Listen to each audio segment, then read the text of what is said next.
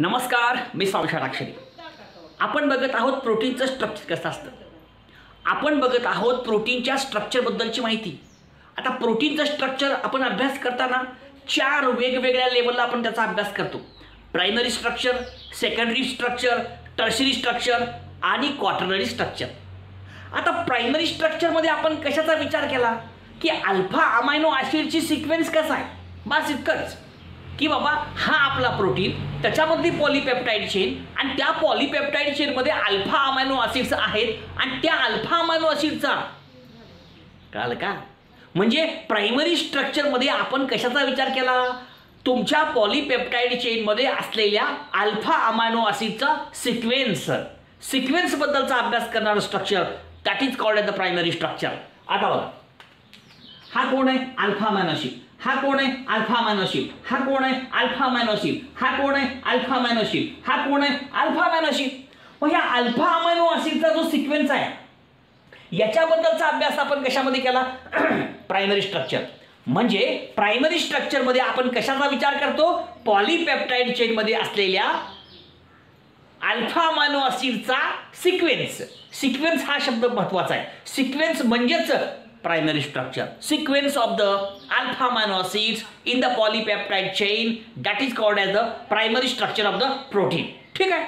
मग आता समजा, आता आपण एक चेन घेतली. समजा आपण आपल्यासमोर एक चेन घेतली. समजा ही पॉलीपेप्टाइड चेन आहे.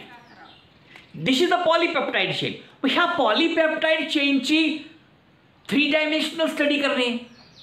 तुमचा जो पॉलीपेप्टाइड चेनचा भाग आहे, आता समजा हे पॉलीपेप्टाइड, समजा मी उदाहरण घेतलं, ही पॉलीपेप्टाइड चेन आहे. ही तुमच्या प्रोटीनमधली पॉलीपेप्टाइड चेन आणि त्याच्यामधला एक विशिष्ट भाग आहे. मग या ठिकाणी ह्याला काय म्हणले, localised part of protein chain. आता ही प्रोटीनची चेन आहे, त्याच्यामधला हा एक विशिष्ट भाग आणि त्या ठिकाणी असलेलं 3 डायमेन्शनल स्ट्रक्चर. 3 डायमेन्शनल स्ट्रक्चरचा अभ्यास करणे. 3 डायमेन्शनल स्ट्रक्चर. आता 3 डायमेन्शनल स्ट्रक्चर म्हणजे कसलं ते पण आपण बघूया. हा कोण आहे, प्रोटीन आहे. ही प्रोटीनची चेन आहे आणि प्रोटीनच्या चेनमधला हा एक विशिष्ट भाग आहे. त्या भागाला काय म्हणलं आपण, लोकलाइज्ड रिजन, लोकलाइज्ड पार्ट. हा तुमचा पॉलीपेप्टाइड चेन, ही तुमची प्रोटीनची चेन, त्याच्यामधला हा एक विशिष्ट भाग आणि त्याच्यामध्ये असलेली 3 डायमेन्शनल स्ट्रक्चर, 3 डायमेन्शनल अरेंजमेंट, त्याचा अभ्यास करणं, that is called as the secondary structure. Secondary structure म्हणजे काय, secondary structure is the 3 dimensional arrangement of the localised region of the polypeptide chain or protein chain. तुमची जी प्रोटीनची चेन आहे त्याच्यामधला एक विशिष्ट भाग आणि त्या ठिकाणी असलेलं जे काय 3 डायमेन्शनल स्ट्रक्चर आहे ते 3 dimensional structure, 3 dimensional arrangement, that is called as secondary structure. Okay, एक महत्त्वाचं वाक्य. आता एक वाक्य लक्षात घ्या. आता पुस्तकात वाक्य दिले म्हणून सांगितलं, 3 डायमेन्शनल अरेंजमेंट, त्याचा अभ्यास करणं. 3 डायमेन्शनल अरेंजमेंट म्हणजेच सेकंडरी स्ट्रक्चर, सिक्वेन्स म्हणजेच प्रायमरी स्ट्रक्चर. हे लक्षात ठेवा तुम्ही. या ठिकाणी ही सगळी माहिती घेत असताना सेकंडरी स्ट्रक्चर कशाला म्हणतात, सेकंडरी स्ट्रक्चर म्हणजेच 3 डायमेन्शनल अरेंजमेंट. बस 3 डायमेन्शनल अरेंजमेंट कुणाची, तुमच्या ह्या प्रोटीनच्या एका विशिष्ट भागाची. हा तुमची प्रोटीन आहे, ही प्रोटीनची चेन आहे, त्याच्यामधला हा एक विशिष्ट भाग आहे, त्याला म्हणलं localised region, localised part, localised region आणि त्या ठिकाणी असलेली 3 dimensional arrangement, that is called as secondary structure. Okay. आता एक वाक्य लक्षात ठेवा, सेकंडरी स्ट्रक्चर निर्माण कशामुळे झालं. 2 गोष्टी फार महत्त्वाच्या. तुमची जी पॉलीपेप्टाइड चेन आहे, समजा ही आपली पॉलीपेप्टाइड चेन, त्याची काय होईल, एक तर अशा प्रकारे कॉइलिंग होईल. This is the coiling. कळलं का, ही कॉइलिंग झाली पॉलीपेप्टाइड चेनची. किंवा काय होईल, त्याच्यामध्ये अशा प्रकारची फोल्डिंग होईल. This is the folding, this is the folding. अशा प्रकारची एक तर फोल्डिंग होईल किंवा अशा प्रकारची कॉइलिंग होईल. मग अशा प्रकारची कॉइलिंग किंवा फोल्डिंग होणे म्हणजेच सेकंडरी स्ट्रक्चर. आता ही कोण आहे, पॉलीपेप्टाइड चेन आणि ह्या पॉलीपेप्टाइडची चेनची काय होणार आहे, दिस इज द कॉइलिंग. हे बघा, ही तुमची चेन आहे आणि ह्याची काय होणार आहे, अशा प्रकारची. बघा, this is the coiling of the, this is the coiling of the polypeptide chain, polypeptide chain. This is the coiling. हो का, दिस इज द कॉइलिंग. बघा सगळं तुमच्या समोर आहे. हो का, दिस इज द कॉइलिंग. ही जी कॉइलिंग आहे, this coiling is called as a secondary structure. म्हणजे ह्या पॉलीपेप्टाइड चेनची कॉइलिंग झाल्यामुळं या ठिकाणी तुमचं हे सेकंडरी स्ट्रक्चर तयार होतं किंवा अशा प्रकारचं होईल फोल्डिंग, असं फोल्ड होईल, हे एक फोल्ड, हे एक फोल्ड, अशा प्रकारची फोल्डिंग होईल, दिस इज द फोल्डिंग. आणि म्हणून या ठिकाणी आपण लक्षात घ्यायचं बाबांनो, सेकंडरी स्ट्रक्चर म्हणजे काय, पॉलीपेप्टाइड चेनची होणारी कॉइलिंग किंवा फोल्डिंग हे होणं म्हणजेच सेकंडरी स्ट्रक्चर. आणि एक वाक्य लक्षात ठेवा, सेकंडरी स्ट्रक्चर निर्माण का झालं, सेकंडरी स्ट्रक्चर तयार होण्यासाठी कुठली गोष्ट कारणीभूत आहे, सेकंडरी स्ट्रक्चर निर्माण होण्यासाठी एकच महत्वाचं आहे, due to the hydrogen bonding secondary structure is formed. Hydrogen bonding हा शब्दप्रयोग अतिशय महत्वाचा.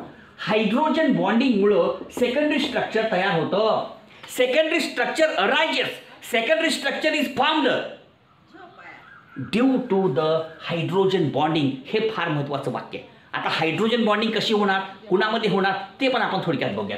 एक उदाहरण सांगतो, लक्षात येईल. बघा आपण काय काढलं इथं, बघा एक चेन काढतो मी, NH2 CrH, या ठिकाणी असेल C double bond O NH, परत का असेल CH R, हे वगैरे वगैरे असू द्या. इथला महत्वाचा कोण आहे, C डबल बॉन्ड O आहे. ओके, आता इथं काय करूयात आपण, घेत असताना इथं H घेऊ, इथं NH घेऊ, इथं C डबल बॉन्ड O, त्यानंतर C R H वगैरे वगैरे, इकडे बी वगैरे वगैरे अशी चेन असेल. ही पॉलीपेप्टाइड चेन, ही पॉलीपेप्टाइड चेन. आता C डबल बॉन्ड O मधला ऑक्सिजन आणि NH मधला H, ह्या दोघांच्या मध्ये काय झाली, hydrogen bonding. This is the hydrogen bonding. आता ही हायड्रोजन बॉन्डिंग कुणामध्ये झाली, ऑक्सिजन आणि हायड्रोजन मध्ये. ऑक्सिजन कुठला, C डबल बॉन्ड O मधला, आणि हायड्रोजन कुठला, NH मधला. म्हणजे NH मधला हायड्रोजन आणि C डबल बॉन्ड मधला ऑक्सिजन, ह्या दोघांच्या मधली जी बॉन्डिंग आहे, that bonding is called as hydrogen bonding. आणि या हायड्रोजन बॉन्डिंगमुळं त्या ठिकाणी कॉइलिंग होते किंवा फोल्डिंग होते आणि त्याच्यामुळं त्या ठिकाणी सेकंडरी स्ट्रक्चर तयार होतं. Secondary structure is formed due to the coiling, due to the folding, and this coiling और folding is takes place due to the hydrogen bonding. आणि म्हणून त्या ठिकाणी आपण एक वाक्य लक्षात घ्यायचं आहे, हायड्रोजन बॉन्डिंग हा शब्दप्रयोग अतिशय महत्त्वाचा आहे. तो कसा आहे त्याच्याबद्दलची सगळी माहिती आपल्यासमोर या ठिकाणी सांगितलेली आहे. तर तो भाग या ठिकाणी आपण थोडक्यात समजून घ्यायचा आहे. ओके, आता या ठिकाणी अजून एक महत्त्वाचा पॉईंट तुम्हाला मी सांगतोय, जे आपल्याला लक्षात घ्यायचं आहे बाबांनो, की या ठिकाणी दोन प्रकारचे स्ट्रक्चर्स आहेत. एक आहे अल्फा हेलिक्स आणि दुसरा आहे बीटा प्लीटेड. बीटा प्लीटेड जर त्या ठिकाणी कॉइलिंग झाली अशा प्रकारची त्याला म्हणा अल्फा हेलिक्स, आणि जर त्या ठिकाणी अशा प्रकारची फोल्डिंग झाली तर त्याला म्हणा बीटा प्लीटेड. अशा प्रकारे या ठिकाणी सेकंडरी स्ट्रक्चरमध्ये दोन भाग आहेत, एक आहे अल्फा हेलिक्स आणि दुसरा आहे बीटा प्लीटेड. मग अल्फा हेलिक्स म्हणजे काय आणि बीटा प्लीटेड म्हणजे काय, ह्या दोन गोष्टी या ठिकाणी आज आपण समजून घेऊयात. आज फक्त एकच भाग आपण घेऊयात. या ठिकाणी एक टप्पा आपल्याला घ्यायचा आहे. या ठिकाणी घ्यायचा आपल्याला अल्फा हेलिक्स. अल्फा हेलिक्स हे स्ट्रक्चर कसं तयार होतं त्याच्याबद्दलची माहिती या ठिकाणी आपल्याला घ्यायची आहे. ओके, लिहून घ्या.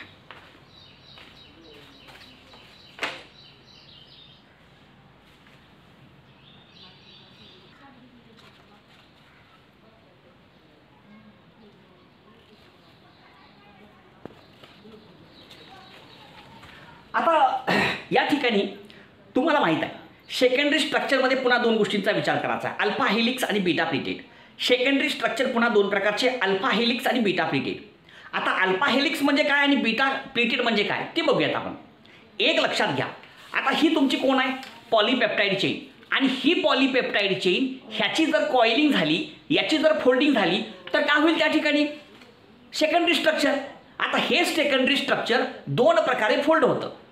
एक तर त्याची कॉइलिंग होईल किंवा फोल्डिंग होईल, आणि त्या ठिकाणी दोन प्रकारचे स्ट्रक्चर्स निर्माण होतील, एक अल्फा हेलिक्स आणि एक बीटा प्लीटेड. आता अल्फा हेलिक्स म्हणजे काय, बीटा प्लीटेड म्हणजे काय, यांचा विचार या ठिकाणी आपण करूयात. पहिले स्ट्रक्चर आहे अल्फा हेलिक्स, ते आपण बघूयात. Okay, alpha helix. समजा ही आपली पॉलीपेप्टाइड चेन आहे. ही पॉलीपेप्टाइड चेन, समजा पॉलीपेप्टाइड चेनची अशा प्रकारची कॉइलिंग झाली. This is the coiling, this is the coiling, this is the coiling, this is the coiling. आता हे कोण आहे, पॉलीपेप्टाइड चेन. पण ती पॉलीपेप्टाइड चेन अशा प्रकारे स्ट्रेट नाही. ही पॉलीपेप्टाइड चेन त्याची काय झाली, कॉइलिंग झाली. This is the coiling, her that is also called as, त्याला कॉइलिंग म्हणा तुम्ही किंवा त्याला तुम्ही ट्विस्टिंग म्हणा.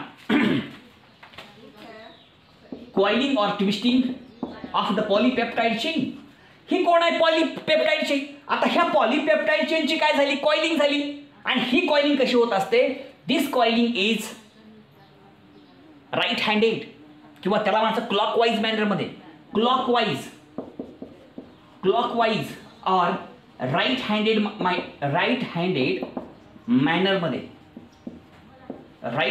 मॅनरमध्ये. बघा आता तुम्ही म्हणसाल क्लॉकवाईज म्हणजे काय? आता घड्याळाचा काटा कसं फिरतोय? असं फिरतोय. हे अशा प्रकारे फिरतो. घड्याळाचा काटा असा फिरतो. कशी कॉइलिंग आहे? अवका अशी घड्याळाच्या काट्याप्रमाणे. This is the coiling, right handed coiling, clockwise right handed coiling. आणि अशा प्रकारची जर कॉइलिंग त्या ठिकाणी होत असेल तर त्या ठिकाणी तयार होणारं जे स्ट्रक्चर आहे दॅट इज अल्फा हेलिक्स. ज्या वेळेस पॉलीपेप्टाइड चेन ही क्लॉकवाईज मॅनरमध्ये किंवा राईट हँडेड मॅनरमध्ये काय होते? कॉइल होते किंवा ट्विस्ट होते, तेव्हा त्या ठिकाणी अल्फा हेलिक्स स्ट्रक्चर तयार होतं. When polypeptide chain undergoes coiling or twisting in the clockwise manner or in right handed manner, then there is formation of alpha helix structure. आता बघा ही पॉलीपेप्टाइड चेन सरळ आहे, ह्याची काय होईल? अशा प्रकारची कॉइलिंग होईल. This is the coiling in the right handed manner. बघा दिस इज द कॉइलिंग. आणि अशा प्रकारची कॉइलिंग जर झाली, आता हे कॉइलिंग झाली, मग अशा प्रकारची कॉइलिंग जर त्या ठिकाणी होत असेल, such type of coiling is takes place. जर त्या ठिकाणी अशा प्रकारची कॉइलिंग होत असेल तर अशा प्रकारच्या स्ट्रक्चरला आपण एक विशिष्ट नाव दिलं आणि that is called as alpha helix. तर अशा प्रकारचं हे अल्फा हेलिक्सचं स्ट्रक्चर तयार होतं. ओके, आता हे अल्फा हेलिक्सचं स्ट्रक्चर आहे, ह्याच्यामध्ये काही महत्त्वाची वैशिष्ट्ये आहेत. एक टर्न जो आहे, बघा कुठं काढू? हा एक टर्न जो आहे, ह्या एका टर्नमध्ये किती अमायनो ॲसिड असतात? 3.6 अमायनो ॲसिड्स. बघा पुस्तकात सांगितलेला आकडा असा आहे की एक जो टर्न आहे त्या एका टर्नमध्ये असलेल्या अमायनो ॲसिडची संख्या किती असते? 3.6. म्हणजे एका टर्नमध्ये 3.6 इतके अमायनो ॲसिड असतात. हे त्याचं वैशिष्ट्य आहे. अजून एक महत्त्वाचं वाक्य सांगतो. या ठिकाणी हायड्रोजन बॉन्ड तयार होतो, पण हा तयार होणारा जो हायड्रोजन बॉन्ड आहे तो कुठं तयार होतो? Hydrogen bond is formed between हो का C double bond O of 1 amide and NH of 4th amide आहे ना. म्हणजे C double bond O group of first and NH group of 4th. C double bond O एकाचा आणि NH कितव्याचा? चौथ्याचा. हा जर पहिल्याचा असेल तर हा चौथ्याचा. ह्या दोघांच्या मध्ये काय होत असतं? Hydrogen bonding. Hydrogen bonding is takes place between the oxygen atom of C double bond O group of 1 amide and NH group of 4th amide ह्यांच्यामध्ये त्या ठिकाणी काय होत असते? त्या प्रकारचं हायड्रोजन बॉन्ड तयार होतं. आणि अजून एक महत्त्वाचं, हे हायड्रोजन बॉन्ड एकमेकाला हे एकमेकाला पॅरलल असतात. Hydrogen bonds are parallel to each other. आणि हे जे आर असतात ते बाहेरच्या बाजूला असते. They comes out of the axis. अशा प्रकारचे काही वैशिष्ट्ये या ठिकाणी आपल्या पुस्तकात सांगितलेली आहेत. हे सगळे पॉईंट लक्षात ठेवा आणि उदाहरणं सांगितलेली आहेत. एक मायोसिन इन मसल हे एक एक्झाम्पल. आणि दुसरं जे आहे अल्फा कॅरियाटिन इन हेअर, हे सुद्धा अल्फा हेलिक्स प्रकारचं स्ट्रक्चर दाखवतं. हे दोन एक्झाम्पल बस. ह्याच्यात फक्त एकच वाक्य महत्त्वाचं आहे. बाबांनो, त्या ठिकाणी आपली जी पॉलीपेप्टाइड चेन आहे त्याची काय होत असते? कॉइलिंग होत असते. त्याची काय होते? ट्विस्टिंग होते. आणि होणारी ट्विस्टिंग जर क्लॉकवाईज पद्धतीने झालं, राईट हँडेड पद्धतीने झालं तर त्या ठिकाणी अल्फा हेलिक्सचं स्ट्रक्चर तयार होतं. आणि अल्फा हेलिक्स हे स्ट्रक्चर तयार होण्यासाठी कोण कारणीभूत आहे? Hydrogen bonding. हे वाक्य अतिशय महत्त्वाचं. आता हे अल्फा हेलिक्स स्ट्रक्चर कसं आहे हे सगळं आपल्यासमोर आहे. हे सगळ्या गोष्टी तुमच्यासमोर मी मांडलेल्या आहेत. हा सगळा भाग लाईक करा, शेअर करा, सबस्क्राईब करा. धन्यवाद.